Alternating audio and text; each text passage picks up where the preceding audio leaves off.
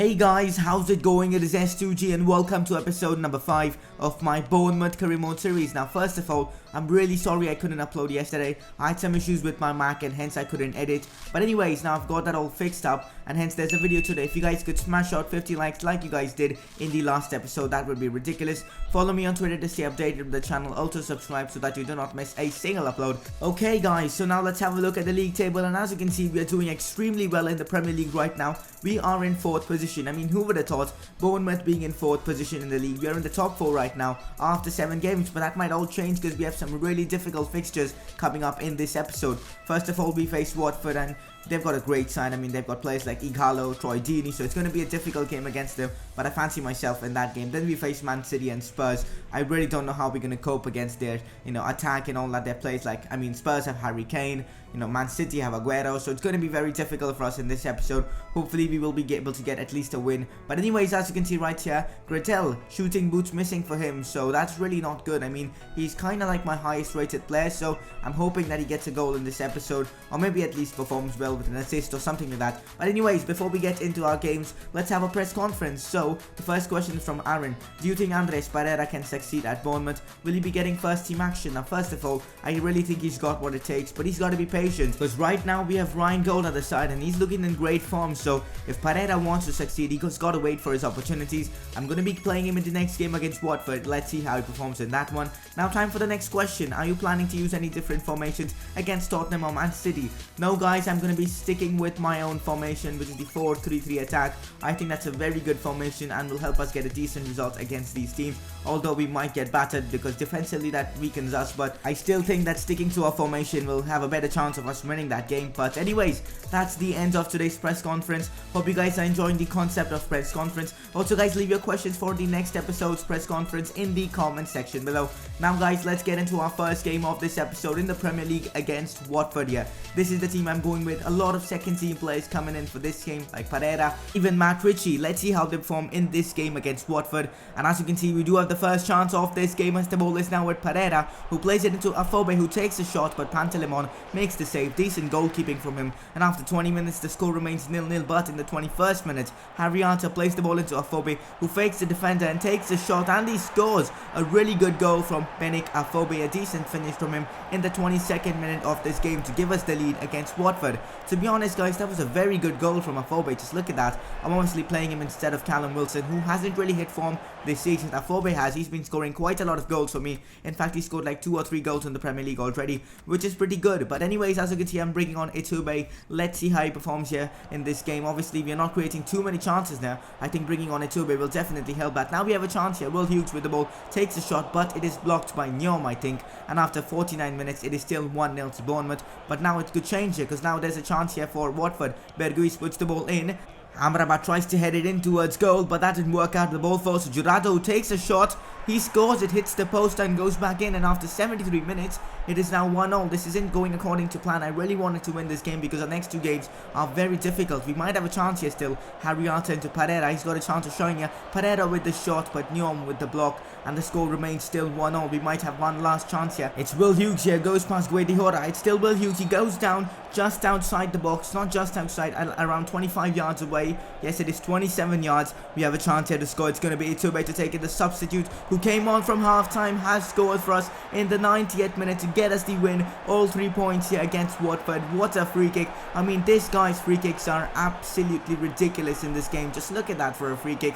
I think this is his 5th goal in the Premier League, which is absolutely ridiculous. He's having one hell of a season. I don't know how I'm going to cope with him after he, goes back to, I think, Roma after his loan. I mean, this guy is just insane. We really might have to bring him back because the form he's in right now, he can absolutely destroy any team in the world. He's playing that well for me, guys. Also, as you can see, Joshua King is disappointed with his playtime. I really can't, do anything about it because we have better players than him right now. We have players like Gretel, but what I can do is now give him a few chances. Let's see how he performs. Anyways, now it's time for some training as well. Again, I'm training the same couple of players like Gold, like Liam Moore, obviously, who's gone up to a 71 rating, which is pretty good to see. And that's that for the training. And now it's time to get into our next game, which is absolutely massive. This time it's against Manchester City away from home. This is going to be ridiculously tough for us. I'm going with my strongest team with players like Iturbe, Callum Wilson. Obviously I'm playing Wilson instead of Afobe because technically he's got better stats and he could score in this game. Let's see what happens here. Gradel, he's trying to break his duck here. It's still Gradel here. Gradel goes past 2 players and takes a shot. He was so close to scoring then, breaking his duck, but his shot goes wide. It's still Ryan Gold here.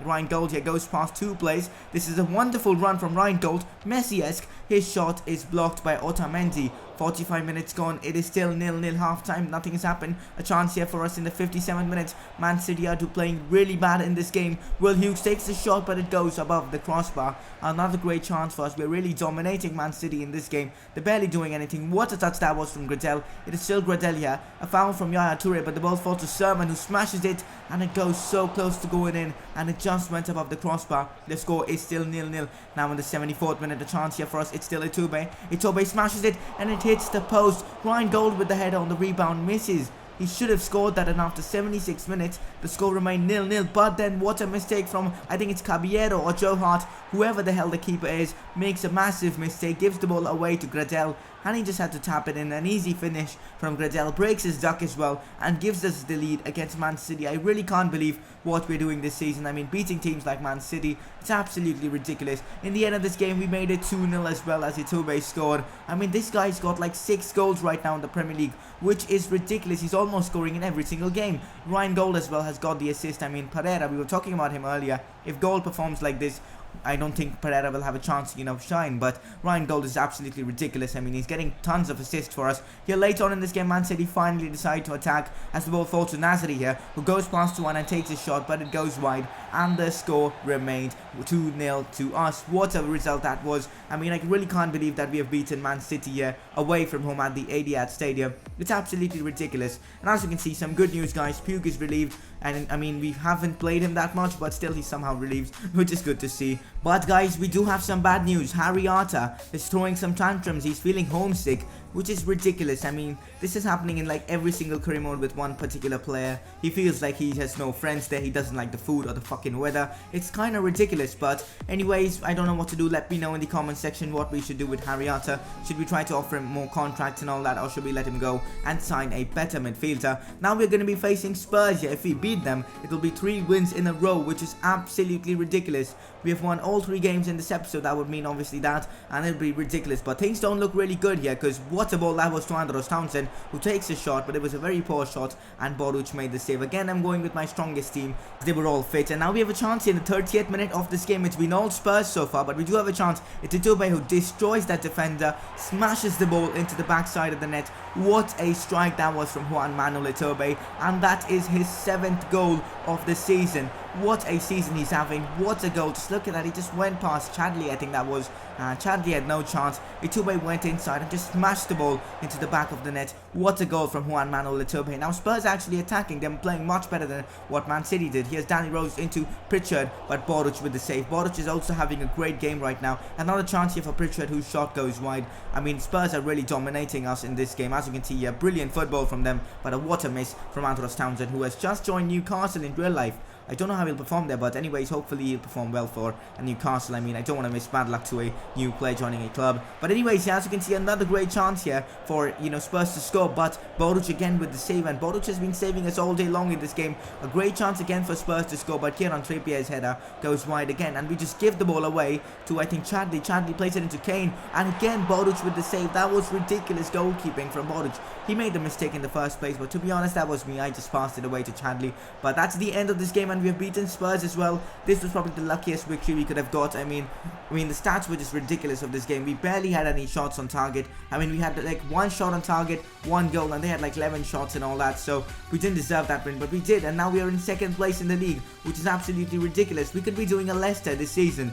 We are having one hell of a season, guys. 10 games played, 7 wins, just 1 draw, 2 losses, 14 goals scored, 5 conceded, 9 goals of difference. Obviously that's really good. 22 points we are on level terms with Manchester United. So can we win the league? I don't think so, but we can definitely finish in the top 6 now, because this team is ridiculous. With players like Itobe, I really think we can do it, because look at that, 7 goals here in the Premier League. That isn't a joke, guys. That's the most in in this amount of time I've got from a striker in any of my career modes. This is absolutely ridiculous. Now guys, before we end this episode, it's time for a squad report. So let's get this started. So as you can see here, some players are growing here. Francis has gone up by 1. This time has gone down. Cook has gone up by 1. If you guys want to see the stats in detail, just pause the video and have a look at it. Tyrone Mings has gone up by 2, which is ridiculous. I have been training him, so not too surprised. But Will Hughes, I'm expecting him to go up a bit quicker, but he hasn't. Let's see, Ryan Gold, has he gone up by any overalls? And as you can see, yeah, he has. He's gone up by 2, which is good to see. His value is now 6 million. Considering we bought him for only 5 million, so that's pretty good. Juan Manuel Iturbe has gone up by 1. I'm not training him so that his price doesn't increase too much in Season 2, because then he'll be practically impossible to buy. But just look at that, 10 games played, 7 goals, that's ridiculous. Callum Wilson gone up by 1. I'm still waiting for him to perform well and score a lot of goals for me, but hopefully he will in the next episode, or maybe in a couple of episodes. He'll get his form back. Dragowski is growing really well, close to 75. Pereira as well has gone up by 1. Sermon gone up by 1 as well. I'm surprised. Hugh hasn't grown. No surprises there. He's barely getting any opportunities. Benica Fobe has gone up by 1. He's been one of the shining stars this season. Moore's growing as well. Richie hasn't grown yet. All these other players are pretty much useless, but there are a few players that actually play, like Adam Smith. I don't play him too much here, but he's still a good player, 70 rated. Then obviously we have Joshua King, who's now 70. Dan Gosling gone up by 1 as well. Elphick has grown as well. The team is doing really well in terms of growth, and it looks like we have a great team. Can we finish top 4, guys, or maybe top 6? Let me know in the comment section below. Also, don't forget to ask your questions for the next episode's press conference. I'm not making any promises, but I might upload another episode of this series later tonight, because I couldn't upload yesterday. And obviously, if you guys could smash out 50 likes, that would definitely help me get motivated to do that. But anyways, in the next episode, we'll have some interesting games again, including likes of Southampton. But that's it for this episode. Hope you guys have enjoyed it. Follow me on Twitter to stay updated. Do subscribe so that you do not miss a single upload. And I'll see you guys for the next episode soon.